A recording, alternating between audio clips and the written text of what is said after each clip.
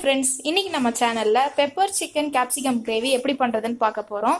இப்போ ஃபர்ஸ்ட் அதுக்கு நான் 150 கிராம் சிக்கன் வாஷ் பண்ணி எடுத்திருக்கேன். அதுக்கடுத்து ஒரு வெங்காயம் ஒரு தக்காளி பொடியா நறுக்கி இருக்கு, 1/4 டீஸ்பூன் மஞ்சத்தூள், ஒரு கேப்சிகம் இந்த அளவுக்கு வெட்டி எடுத்திருக்கு, அதுக்கப்புறமா கொஞ்சம் கொரியாண்டர் லீவ்ஸ்.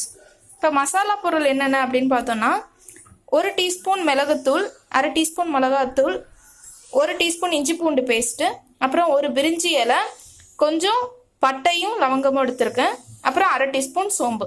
நெக்ஸ்ட் இப்போ இதை எப்படி செய்யறதுன்னு பார்க்கலாம்.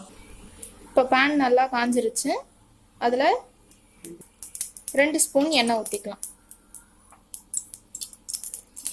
இப்போ எண்ணெய் சூடாயிருச்சு, இதில் நம்ம வெட்டி வச்சிருக்க வெங்காயம், அது கூடவே பிரிஞ்சி இலை, பட்டை, லவங்கம் இதெல்லாம் சேர்த்து வதக்கிடலாம். இது கூட சோம்பும் ஆட் பண்ணிக்கலாம். இப்போ வெங்காயம் கொஞ்சம் வதங்கிருச்சு, இந்த ஸ்டேஜில் மிளகுத்தூள் ஆட் பண்ணிக்குவோம்.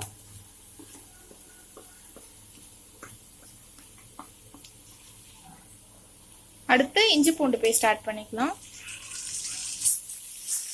இப்போ இஞ்சி பூண்டு நல்லா பொரிஞ்சிருச்சு, இந்த ஸ்டேஜில் நம்ம எடுத்து வச்சிருக்க தக்காளி, கொத்தமல்லி,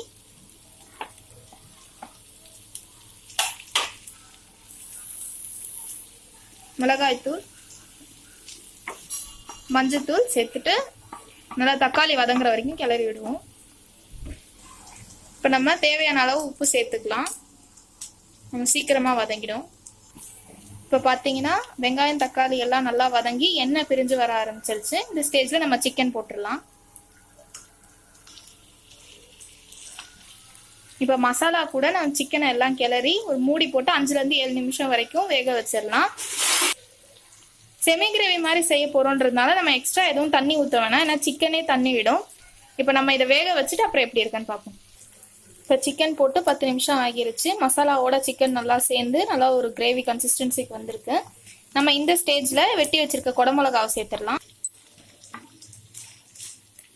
இப்போ குடமிளகாவை மசாலாவோட நல்லா பெரட்டிட்டு மூடி வச்சிடலாம். ஒரு 5 நிமிஷத்துல வந்து நல்லா சிம்மிலே வச்சிருங்க, அதுக்குள்ள அது வெந்துடும். இப்போ சிக்கன் குடமிளகா எல்லாம் நல்லா வெந்துருச்சு. அவ்வளோதான் ஃப்ரெண்ட்ஸ், சுவையான pepper chicken capsicum gravy ready ஆயிருச்சு. நீங்களும் கண்டிப்பாக இதை ட்ரை பண்ணி பாருங்க.